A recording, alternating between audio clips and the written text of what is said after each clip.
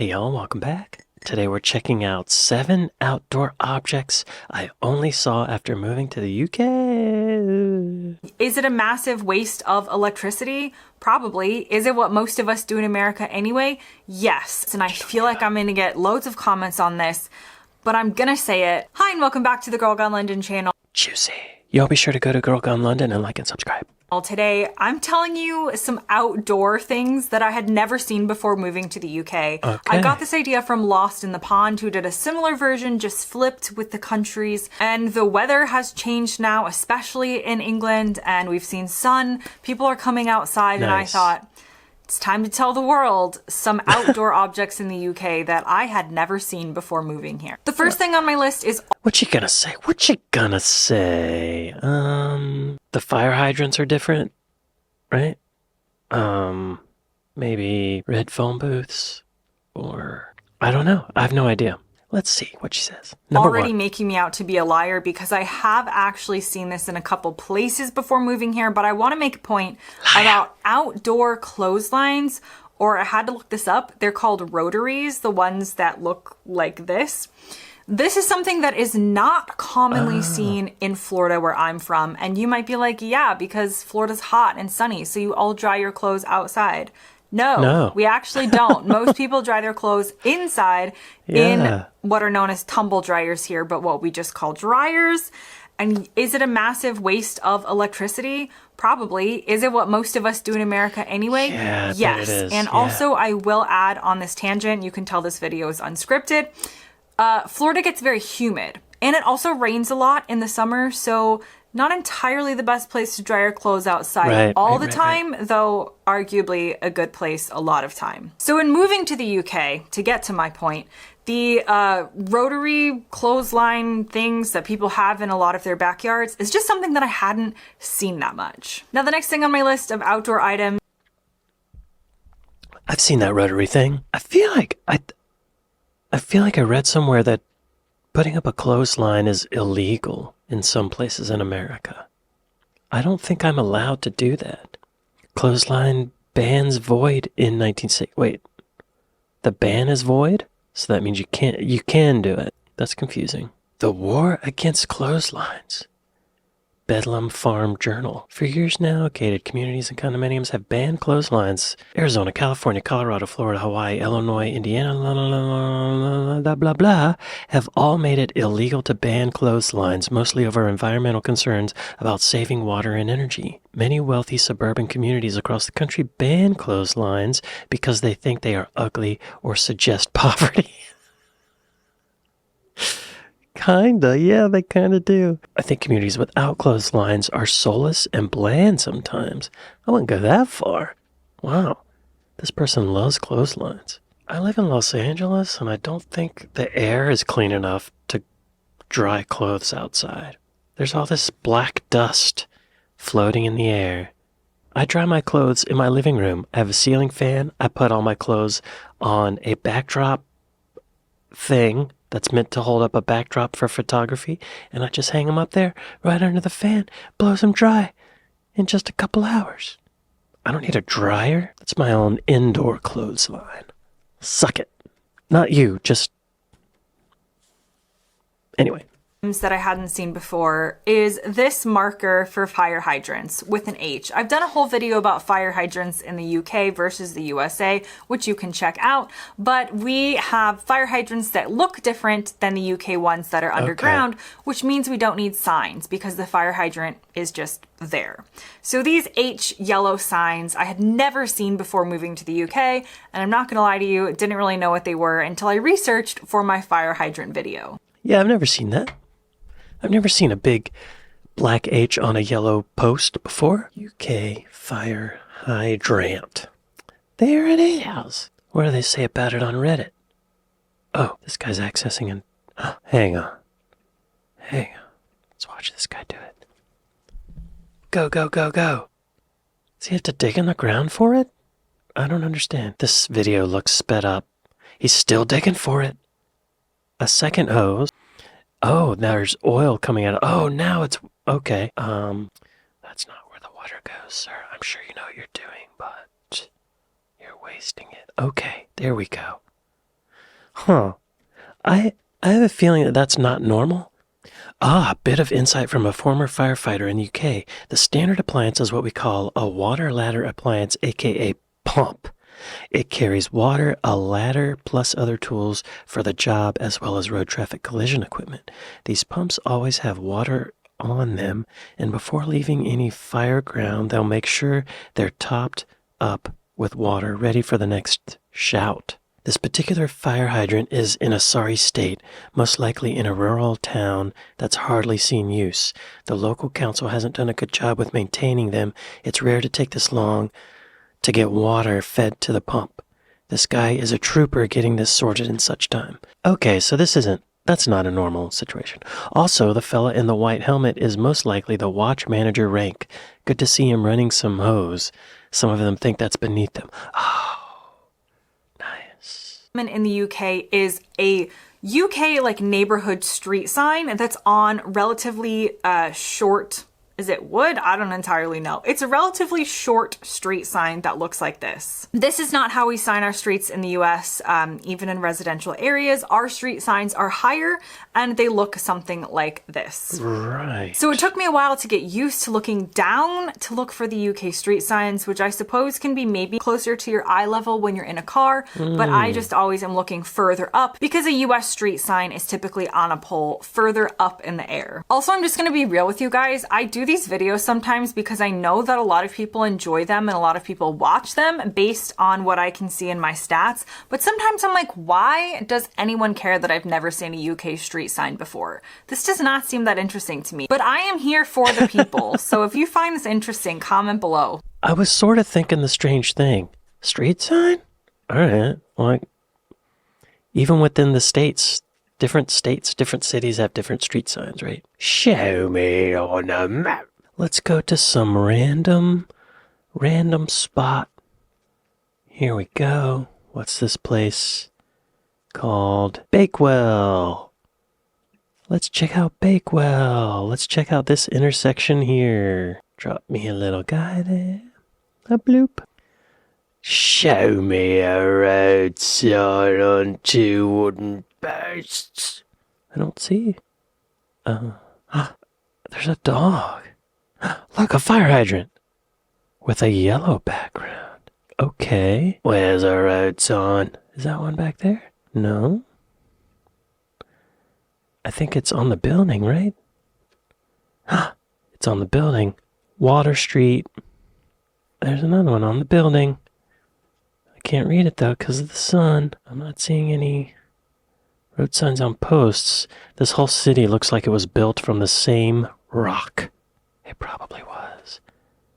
800 years ago. Where's a road sign in this? I almost said a bad word. But I edited myself. For the prudish out there. Oh, there's one. There's one. Oh, I found one. Riverside Crescent. Look at that. Look at that. It does make sense that it's lower, I guess, where you would see it directly from a car, but what if there's a car in front of it? You gotta see over the car to see it, right? It'd be better to have it higher up, y'all. Moving on. Dish on the outside of a house. Comment below. Okay, the next thing on my list is a satellite dish on the outside of a house. These can be common in the US in rural areas. Typically, you're really only going to find them out in what we would call like the sticks, which I... No. Kaylin, you're a wonderful person, I'm sure. But this is wrong. I live in the second largest city in the United States of America, and there are little satellite dishes all over our roofs. All over our roofs. Roofs. The sticks, which I don't think is a term here, but basically out in the middle of nowhere. Whereas in the UK, satellite dishes are affixed to most houses. You can just go outside and just point them all out. To me, they kind of look like they're looking for UFOs, but one of the main reasons why you won't see these in America as much as the UK is America is very cable-based. So a lot of us have cable TV, cables being underground so you can't see them. But in the UK, a lot of times it's done by satellite and not cable. Y'all, no. I don't like saying that she's wrong, but she's wrong. You're wrong. Now, the next two things on my list are, again, things that are far less common in the US than in the UK. So I'm not saying that they're nowhere. I'm just saying I hadn't really been exposed to it that much. And the first is like the outdoor gate that you can find in front of some people's houses. Now, you can find gates in front of American houses, but the gates in front of an American house is if it's like a mansion, as if it's a security thing. You don't want people coming through. It is like we're in the Hollywood Hills and it's, I don't know, like Brad Pitt's house. Now, but I've noticed in the UK. Oh, interesting. I used to walk by Brad Pitt's house all the time on my hikes, but he moved. He sold his house to a woman who is a descendant of Griffith J. Griffith. But there's a gate in front of my apartment. Lots of houses here have gates in front of them. A lot of them. I don't like saying she's wrong, but she's wrong. I know what she means, though. Like, if you go to a stereotypical American suburb, there aren't going to be gates in front of the houses. But then you go to Los Angeles, and they do. Because there's a wide income gap, and those rich people don't want the poor people hopping in their yard. I do it anyway. That more homes that aren't necessarily mansions will have a sort of swing gate that they have to open and close at the end of the drive, or driveway, as we would say in America. And often these aren't actually even locked. Sometimes they are, but like a lot of times they're just like left open as a feature. And so again, it's not necessarily 100% for security, because these kind of gates that I'm talking about, you could just climb over. They're more of just like an architectural feature or a trend or something. I don't know. Do you have a gate on your house? I do. Comment below. Let me know. My apartment has a gate. Comment below. Let me know. We just typically wouldn't have a gate in front of our home in the US, again, unless it's like your compound, your like celebrity home, or maybe you live in like a really dangerous area and it's for security. Now the next. Okay, she covered her bases. Yes. Yes. That is the other criteria.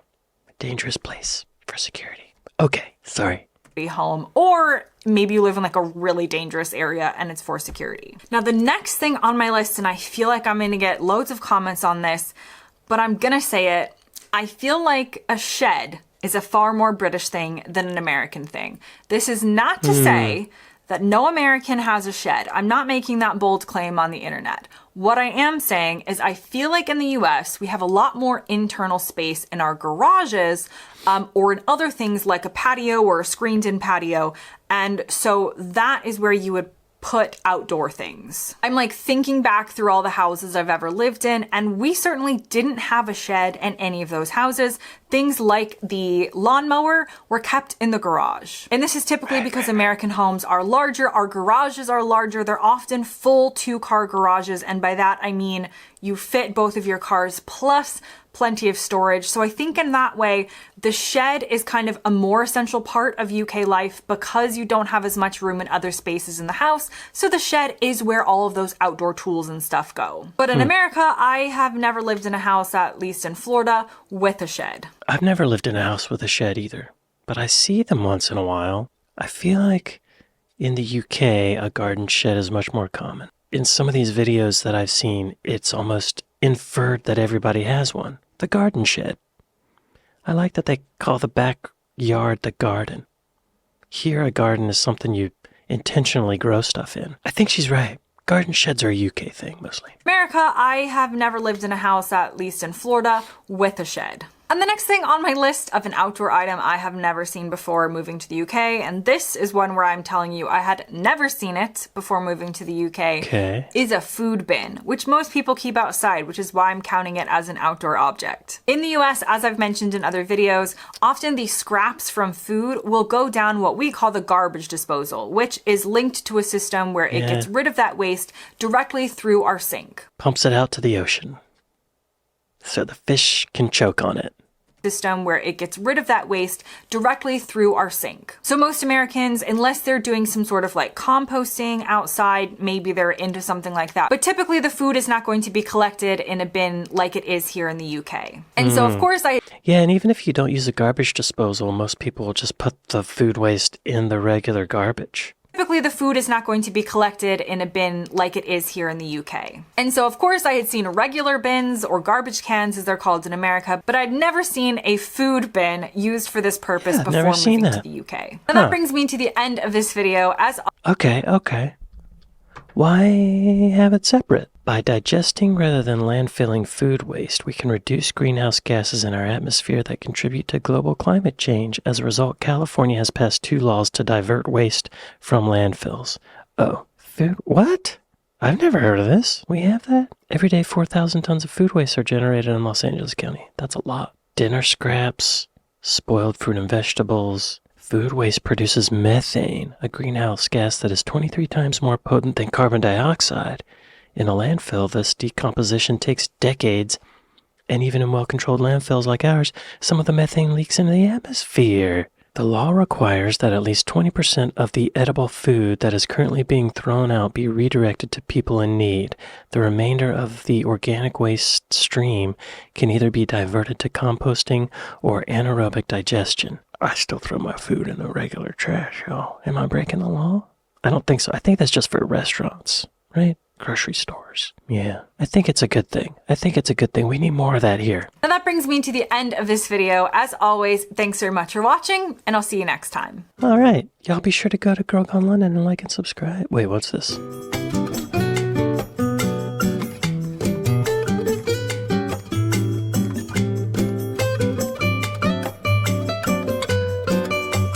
What is this?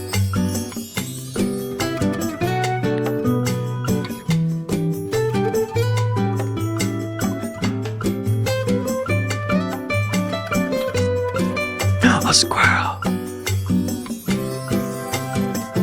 Hang on, y'all. I don't know what this is, but I want to jam.